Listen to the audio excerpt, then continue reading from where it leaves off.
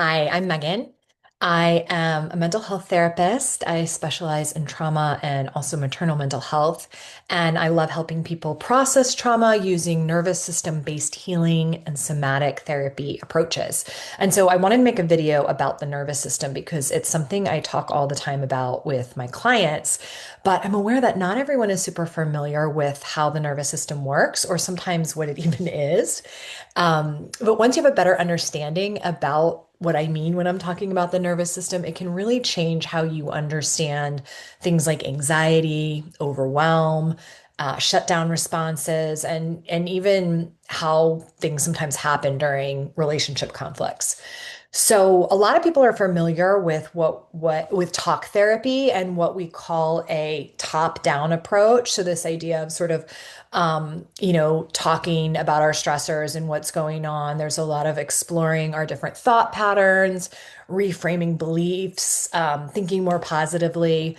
And these are all helpful strategies that involve the thinking part of the brain, and there's definitely a place for them. But the problem is when our nervous system is dysregulated, when we're feeling super overwhelmed, the thinking part of the brain goes offline. And I'll talk more about that in a minute. But when we are in that state, we can't cognitively think our way out of the stressor. We cannot cognitively, rationally convince our nervous system that we're safe and that we're not in danger. And so that's where what we call a bottom-up approach comes in. And so bottom-up approaches to therapy are different approaches that work with the body. They work directly with things like sensation, breath, movement. What we now know from the past several decades of research is that trauma is literally stored in our body at a cellular level. So you may have heard of the book Bessel van der Kolk's work, The Body Keeps the Score. This idea that we are storing trauma in our body, in our cells. Within our five senses. So some examples might be things like if you've ever smelled a certain smell and it triggered a memory of something from your past. For example, people who've been in a war zone, sometimes they come back and then they hear a car backfire and they sort of hit the floor like, oh my gosh, I'm in danger. And so these things are stored in our body, in our five senses, in our cells. And so we can't just think our way out of these trauma triggers. We need to actually start with the body. And so today I'm going to talk a little bit about why that matters and why the nervous system is so important. I've written a bunch about the nervous system, but I wanted to do a video too so I can share some visuals that I think are really helpful. So, if you've ever found yourself wondering, why did I react like that? Why do I get completely overwhelmed? Or why do I completely shut down when things feel intense? Then this is going to help that all make sense. So let me share my slides with you here. Okay.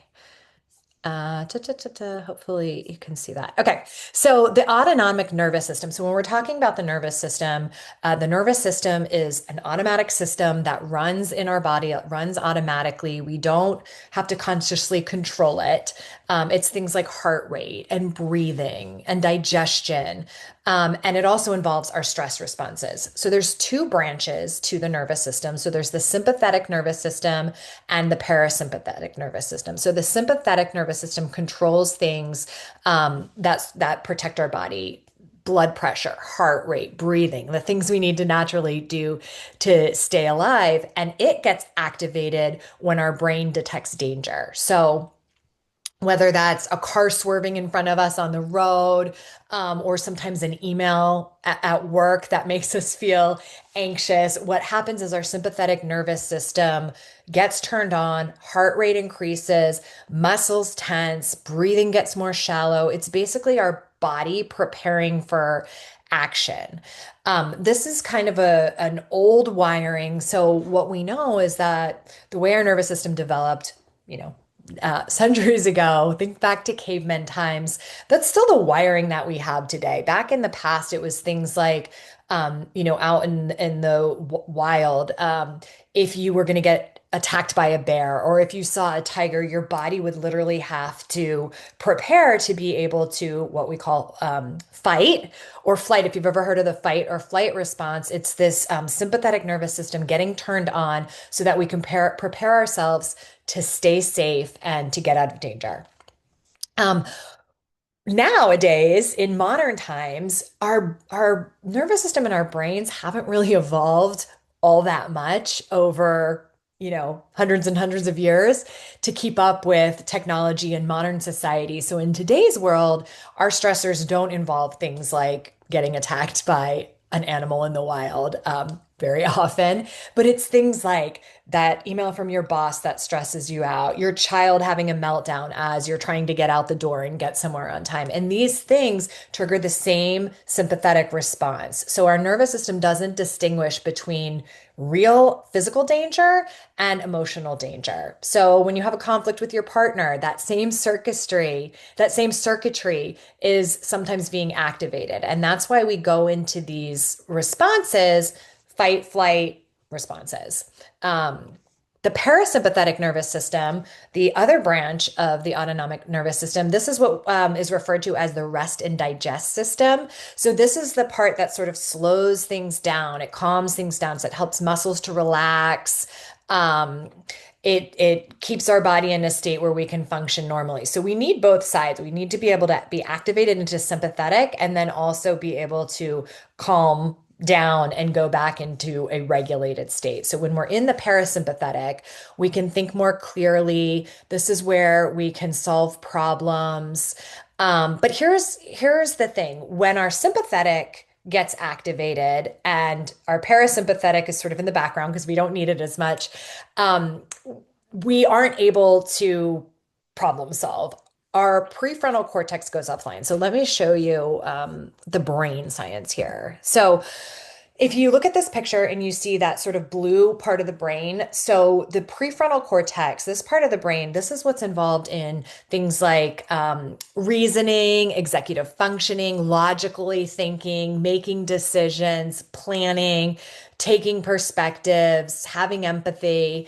What happens is that when our sympathetic nervous system gets activated, when we go into that fight or flight response, this prefrontal cortex part of the brain sort of shuts down. And what we call sort of our more like reptilian part of the brain, the more prehistoric parts of our brain, that's what gets activated in order to get us ready for that fight or flight response.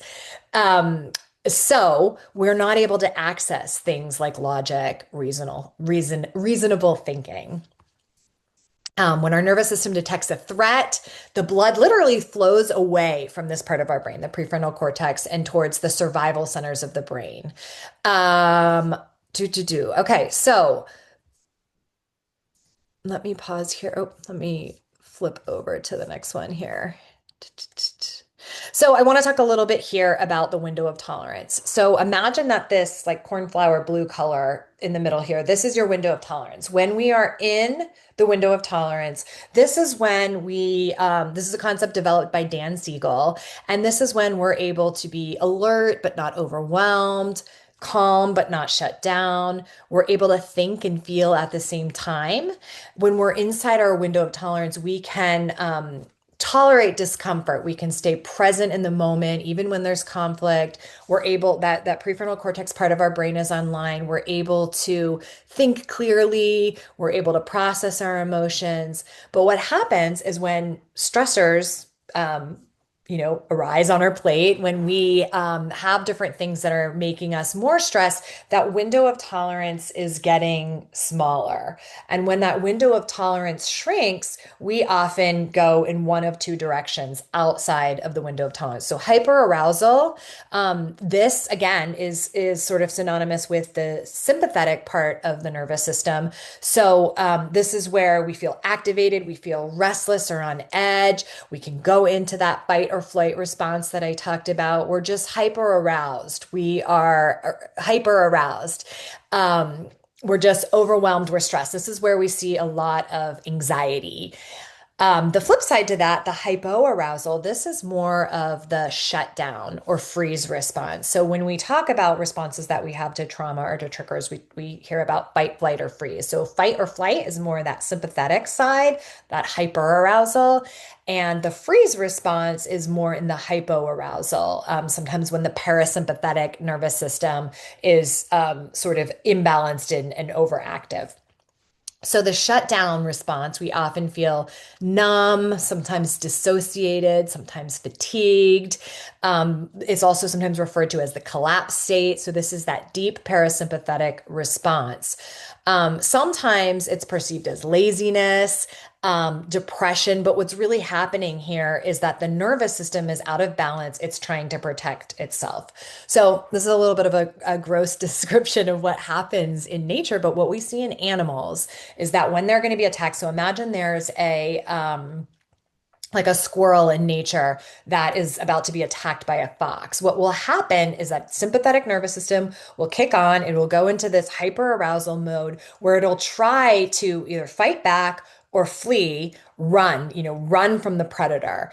And if that doesn't work, then what often happens is it will go into hypoarousal, or if it's too late, if the fox has already, gotten him in his jaw, then animals in the wild will go into the parasympathetic state, hypoarousal, complete shutdown. And what happens in this example of the squirrel versus the fox, the idea is that this is the gross part that fresh meat, fresh kill is more appetizing and more appealing than dead, potentially having been rotten meat. So the squirrel in nature, if it realizes that it can't flee, it can't fight off the predator, it will literally collapse and shut down. And essentially, what we talk about is playing dead. It'll play dead in order for the fox to potentially maybe think, oh, this is like dead meat, this is old meat, this isn't as exciting, this isn't as appetizing, so I'm going to go off and find an animal that's alive for fresh kill. So this is how our system is wired. Again, this is very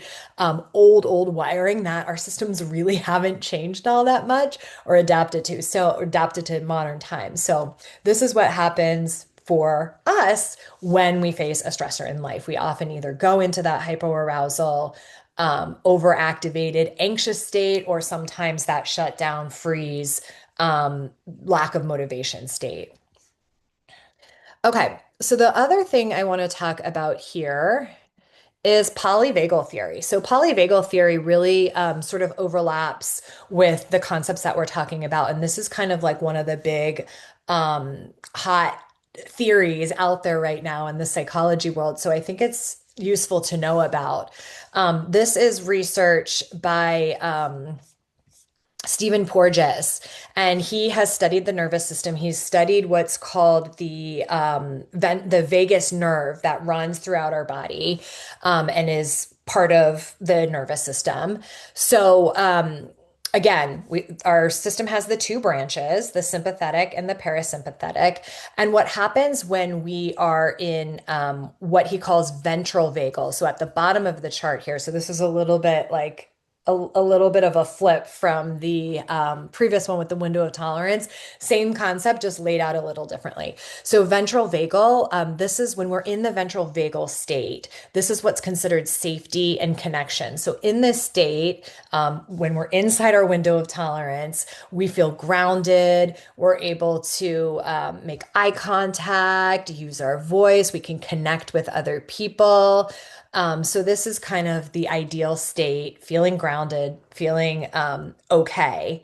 When we get overwhelmed, when the stressors pile up on our plate and that window of tolerance shrinks, when we're triggered by something, when we're pulled into, memories of trauma, we end up leaving that state and we can go into, again, that shutdown state. So dorsal vagal is what polyvagal theory refers to as the shutdown response. So this is where we feel numb, we feel heavy, withdrawn, sometimes disconnected. So what happens with our nervous system is we are constantly scanning for cues in the environment that signal to us whether we're safe or whether we're in danger. This is a concept called neuroception. So it often happens just outside of our conscious awareness, but it's what our system is designed to do, to constantly scan for safety versus danger. And so when our system uh senses danger, we either go into dorsal shutdown, or we get activated in the sympathetic mobilization, fight or flee or flight response that we've been talking about. So this sometimes explains why in relationships, you might see a certain look on your partner's face and it just you register, your nervous system registers that for whatever reason as dangerous, and so you kind of shut down or you get activated. It's not because you lack willpower. It's just what your nervous system is designed to do. So the work here isn't about shaming yourself. It's just about understanding that this is how we as humans are wired. This is what our nervous system is designed to do, to constantly scan our environments for signals that we're safe or that we're in danger. And when we start to get overwhelmed, when our nervous system becomes dysregulated, there's these two opposing sides that we can go into, either overregulated or underregulated. And so why this is important is that when we start to understand this, when we start to understand what our patterns are, when we start to understand which direction our nervous system tends to get pulled, we can start working to learn tools and learn strategies to what we call regulate our nervous system. We can find strategies to become more mindful, to start ideally increasing our window of tolerance so that we're less likely to react to the stressors in life, or ways that if we are over or under activated, we can kind of bring ourselves back to what's called the ventral vagal state. So I hope this is helpful. I know it's a lot. It's kind of a lot to wrap your brain around, but I think the more we understand it, the more empathic we can be with our own selves and with other people in our lives when we tend to get triggered or overwhelmed. So I hope this is helpful. Let me know if they're in the comments. You can let me know what parts resonated or if there's more that you want to know more about. So I appreciate you being here. Thank you so much.